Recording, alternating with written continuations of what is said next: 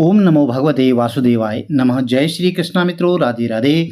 आज की वीडियो में आंवला नवमी की कथा का श्रवण करने जा रहे हैं। हमारी सनातन परंपरा रही है कि जो भी व्यक्ति आंवला नवमी के दिन व्रत रखता है, पूजन करता है, उनकी मनोकामनाएं जरूर पूर्ण होती हैं।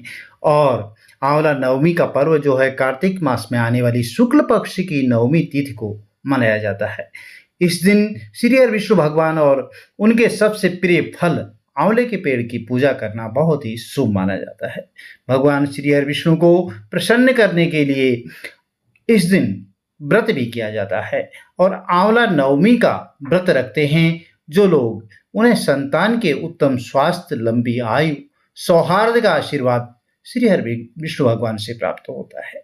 साथ ही उनकी सभी इच्छाएं पूर्ण होती हैं। चलिए आज आंवला नवमी व्रत कथा का श्रवण करते हैं। बोलिए गणपति गजानंद महाराज की जय, श्री हरि विष्णु भगवान की जय। एक राजा था, उसका प्रण था कि वह रोज 1.25 मन आंवले दान करके ही भोजन करता था। इससे उसका नाम आंवल्या राजा पड़ गया। एक दिन उसके बेटे बहू ने सोचा कि राजा इतने सारे आंवले रोजाना दान करते हैं, इस प्रकार तो एक दिन सारा खजाना खाली हो जाएगा। इसीलिए बेटे ने राजा से कहा कि उसे इस तरह दान करना बंद कर देना चाहिए। बेटे की बात को सुनकर राजा को बहुत दुख हुआ और राजा रानी महल छोड़ करके बियाबान जंगल में जाकर के बैठ गए। तो राजा रानी आंवला दान नहीं कर पाई और प्रण के कारण कुछ खाया भी नहीं।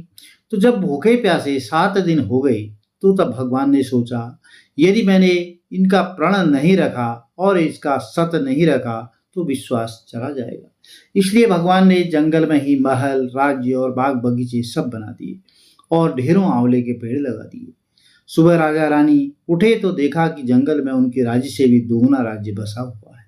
राजा रानी से कहने लगे कि देखो रानी, सत मत छोड़े सूरमा, सत छोड़िया पत जाए, सत की छोड़ी लक्ष्मी फिर मिलेगी आई। आओ नहा धोकर आंवले दान करें और भोजन करें। तो राजा रानी ने आंवले दान करके खाना खाया और खुशी खुशी जंगल में रहने लगे। उधर आंवला देवता का अपमान करने और माता पिता से बुरा व्यवहार करने के कारण बहू बेटे के बुरे दिन आ गए। राज्य दुश्मनों ने छीन लिया और दाने दाने को मोहताज हो गए। काम ढूंढते हुए अपने पिताजी के राज्य में आ पहुंचे। अब उनके हालात इतने बिगड़े हुए थे कि पिता ने उन्हें बिना पहचाने ही काम पर रख लिया और बेटे बहू सोच भी नहीं सकते कि उनके माता पिता इतने बड़े राज्य के मालिक भी हो सकते हैं। सो उन्होंने भी अपने माता पिता को नहीं पहचाना। तो एक दिन बहू ने सास के बाल गूंथते समय उनकी पीठ पर मस्सा देखा तो उसे यह सोचकर रोना आने लगा कि ऐसा मस्सा मेरी सास के भी था, तो हमने यह सोचकर उन्हें आंवला दान करने से रोक लिया था और फिर हमारा धन नष्ट हो जाएगा। आज वे लोग न जाने कहाँ होंगे। यह सोचकर बहू को रोना आने लगा और आंसू टपक टपक कर सास की पीठ पर गिरने लगे। रानी ने तुरंत पलट कर देखा और पूछा कि तुम क्यों रो रही हो। उसने बताया कि आपकी पीठ जैसा मस्सा मेरी सास की पीठ पर भी था। हमने उन्हें आंवले दान करने से मना कर दिया था, इसलिए वे घर छोड़कर कहीं चले गए। तब रानी ने उन्हें पहचान लिया और सारा हाल पूछा और अपना हाल बताया। तो अपने बेटे बहू को समझाया कि दान करने से धन कम नहीं होता बल्कि बढ़ता है। बेटे बहू भी अब सुख से राजा रानी के साथ रहने लगे।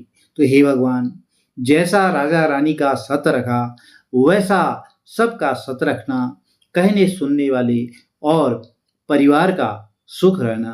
प्रिय भक्तजनों, यह छोटी सी कथा थी। यदि आपको अच्छी लगी तो चैनल को लाइक करें, शेयर करें, सब्सक्राइब करें, साथ में बेल आइकन जरूर प्रेस कर दें जिससे कि आपको आने वाली जो वीडियोज हैं उनकी नोटिफिकेशंस आपको ठीक समय पर मिलती रहे। श्री हरि विष्णु भगवान का आशीर्वाद आपके परिवार में, कुटुंब में सदैव बना रहे। प्रिय भक्तजनों, आज के दिन जो है गणेश जी की कथा भी जरूर सुननी चाहिए। चलिए आरंभ करते हैं। बोलिए गणपति गजानंद महाराज की जय। एक बुढ़िया माई थी, वह मिट्टी के गणेश जी की रोज पूजा करती थी, रोज बनाती थी, रोज गल जाती थी। तो एक दिन एक सेठ का मकान बन रहा था, तो वह बोली उन मिस्त्री से कि पत्थर का गणेश बना दो। तो मिस्त्री बोले, अम्मा जितने हम तेरा पत्थर का गणेश गढ़ेंगे उतने में तो हम दीवार नहीं चिन लेंगे। तो बुढ़िया बोली, राम करे तुम्हारी दीवार टेढ़ी हो जाए। अब उनकी दीवार टेढ़ी हो गई, वो चिनाई करें और वह ढह जावें, चिने और ढा देवें। इस तरह करते करते शाम हो गई। तो शाम को सेठ जी आए और उन्हें कहा कि आज कुछ भी काम नहीं किया। तो वो कहने लगे कि एक बुढ़िया आई थी और वो कह रही थी कि मेरा पत्थर का गणेश गढ़ दो, और हमने नहीं गढ़ा। तो उसने कहा तुम्हारी दीवार टेढ़ी हो जाए। तब से दीवार सीधी नहीं बन रही है और बनाते हैं ढह जाती है। तो सेठ ने बुढ़िया बुलवाई। तो सेठ ने कहा कि हम तेरा सोने का गणेश गढ़ देंगे और हमारी दीवार सीधी कर दो। तो सेठ ने बुढ़िया को सोने का गणेश दे दिया और सेठ जी की दीवार सीधी हो गई। हे भगवान, हे गणपति गजानन महाराज, जिस तरह सेठ जी की दीवार सीधी हुई वैसी सबकी करना, सबकी मनोकामना पूर्ण करना। प्रिय भक्तजनों, आपको श्री विष्णु भगवान का आशीर्वाद आपके परिवार में सदैव बना रहे। जय श्री कृष्ण। राधे राधे।